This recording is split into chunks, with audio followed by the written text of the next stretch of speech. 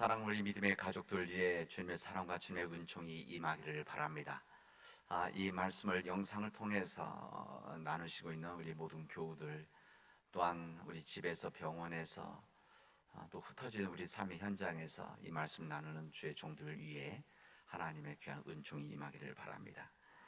시편 기자는 시편 23편의 말씀을 통해서 내가 비록 사망의 음침한 골짜기를 다닐지라도 주의 지팡이와 막대가 그를 안위하신나이다라고 고백을 하게 되어집니다. 하나님을 믿고 하나님의 목자로 삼고 있는 사람들, 다시 말해 시편 1편에서 여호와는 나의 목자시니 내게 부족함이 없으리로다 이렇게 믿음의 고백을 하게 되어지는데, 여호와 하나님의 목자로 삼고 있는 사람들에게도 우리는 사망의 음침한 골짜기의 길을 걸어갈 수가 있다 이렇게 우리에게 말씀하시는 것입니다. 그런 우리들에게 사망의 음청 골짜기를 다닐 수 있다고 할지라도 그럼에도 불구하고 주님의 지팡이와 막대기가 나를 안위하여 주신다 말씀하십니다. 여기 안위하신다는 말씀은 위로하여 주신다는 그 말씀입니다. 오늘의 말씀은 우리 인생의 삶 가운데서 우리들 또한 사망의 음청 골짜기를 걸어갈 때에 그때 우리에게 허락해 주신 우리 인생을 위로하여 주신 하나님의 방법에 대해서 우리에게 알려주시고 있습니다. 어떻게 하면 하나님께서 어떻게 우리를 위로하여 주시는가, 이것은 가장 중요한 이 해답을 본문에서 우리에게 말씀하십니다. 함께 하심으로써 위로해 주신다. 함께 하심으로 인해서 안위해 주신다는 말씀입니다. 함께 하심이야말로 주님께서 고통받는 성도들을 위로하시는 중요한 방법이고 보편적인 방식입니다. 예수님께서 이 땅에 제자들과 3년 동안 함께 하시고 제자들 곁을 떠나실 때가 되었을 때 제자들은 이것을 알고 근심에 빠졌습니다.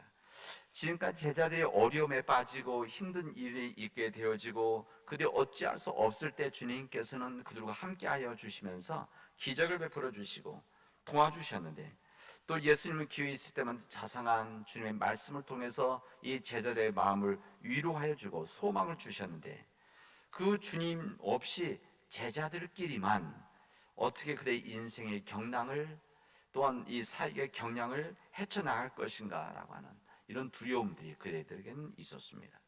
이때 이것을 알고 계신 주님께서는 이렇게 말씀하십니다. 내가 또 다른 보혜사를 너희에게 주사 말씀하십니다. 이게 요한복음 14장에 있는 말씀입니다. 요한복음 14장은 주님께서 떠나시기 전에 마음의 근심을 가지고 있는 주님의 제자들에게 해주신 말씀이자 인생의 근심을 가지고 있는 주의 백성들에게 주신 주님의 말씀이기도 합니다.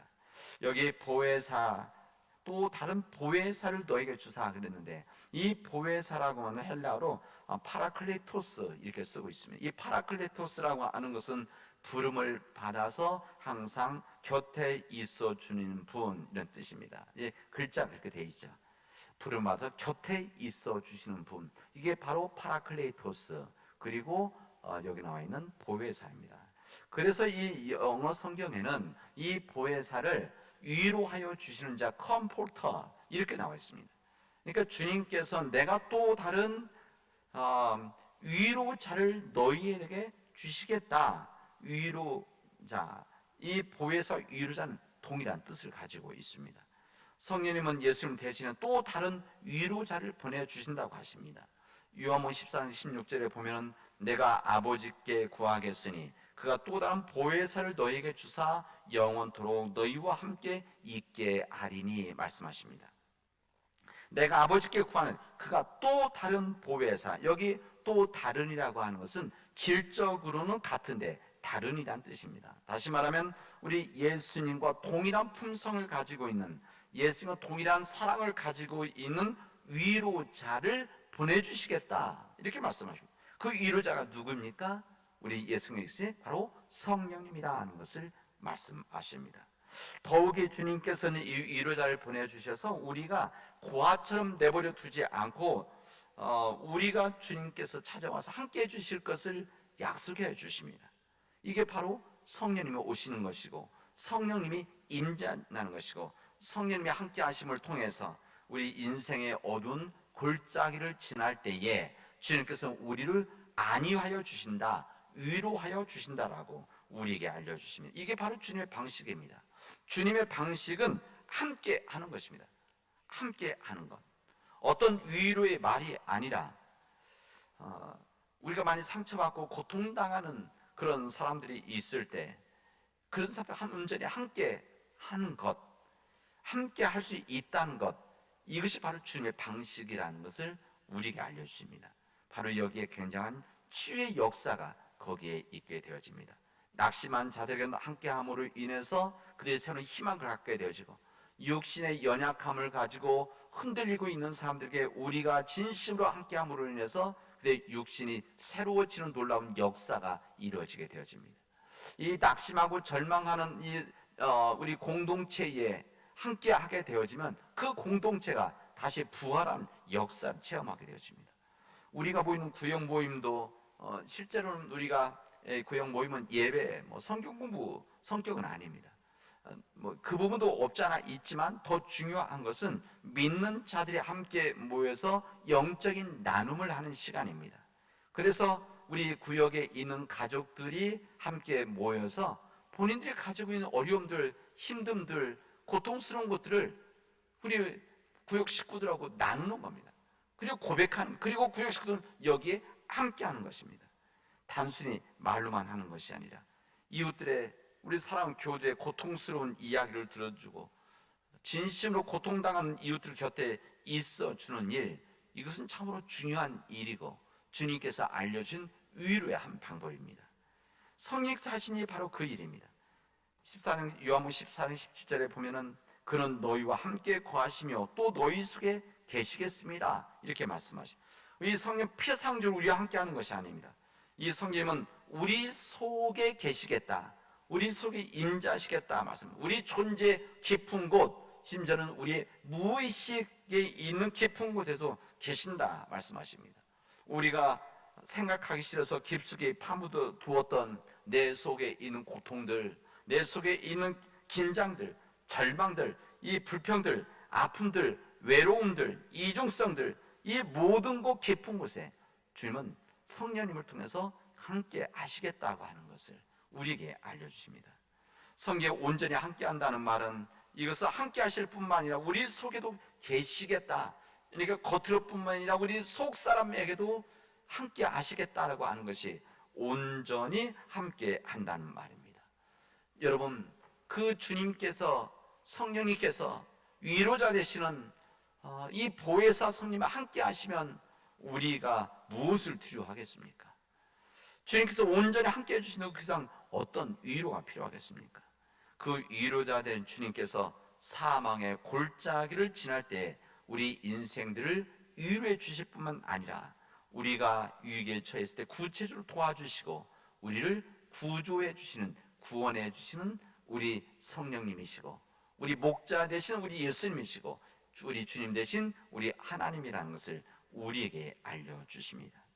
마치 양들이 구덩이에 빠졌을 때 이 목자의 끝이 굽어진 그 지팡이를 가지고 사람들을 구해 주듯이 주님의 지팡이와 막대기로 우리를 어려움과 고통 속에서 우리를 구원해 주신다 말씀하십니다.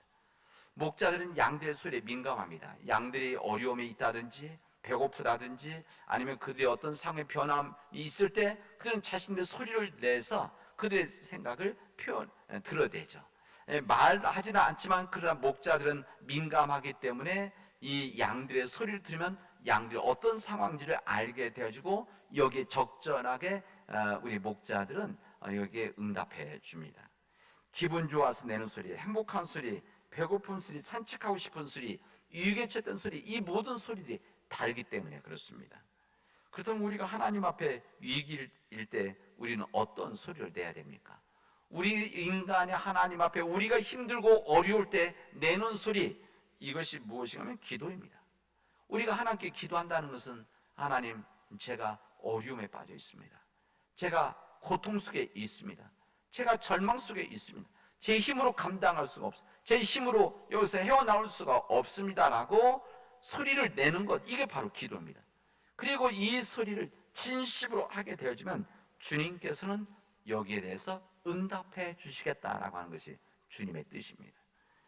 시편 86편 7절에 보면 나의 환난 날에 내가 주께 부르짖으리라 주께서 내게 응답하시리라, 이렇게 신앙적인 고백, 믿음의 말씀을 우리에게 주십니다. 우리도 마찬가지로 우리도 환난 가운데 주님께 부르시면 주님께서는 응답하신다고 약속하십니다. 예레미야서 33장 3절에 보면은 이렇게 너는 내게 부르시리라 내가 내게 응답하겠고 내가 알지 못하는 크고 은밀한 일을 내게 보이리라 말씀하셨습니다. 주님께서는 우리에게 이렇게 우리가 응급할 때, 우리가 세상적으로는 응급전화 119를 쓰지만 그러나 진정 우리가 영적인 진정한 어려움의 구원을 요청할 때는 예레미야 33장 3절을 우리가 기억해야 되는 겁니다. 33, 3절 너는 내게 부르짖으라 그러면 내가 너에게 응답하겠고 내가 알지 못하는 크고 은밀한 것으로 내게 보일 것이다, 응답하실 것이다 말씀하십니다. 사랑하는 우리 믿음의 교회 여러분, 우리는 이런 은혜를 받은 사람들입니다. 이런 하나님의 보호하심 속에 있는, 우리가 사망의 음침한 골짜기를 다닌다고 할지라도 우리들로 하여금 믿음의 길에서 구원받기를 원하시는 우리 주님이 우리와 함께 하십니다.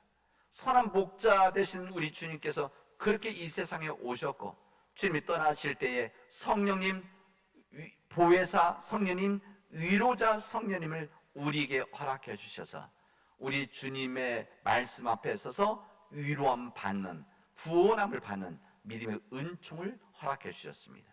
이 믿음의 길을 걸어가는 우리 사랑하는 믿음의 교우들이 되어지를 주님의 이름으로 축원하겠습니다. 기도합시다.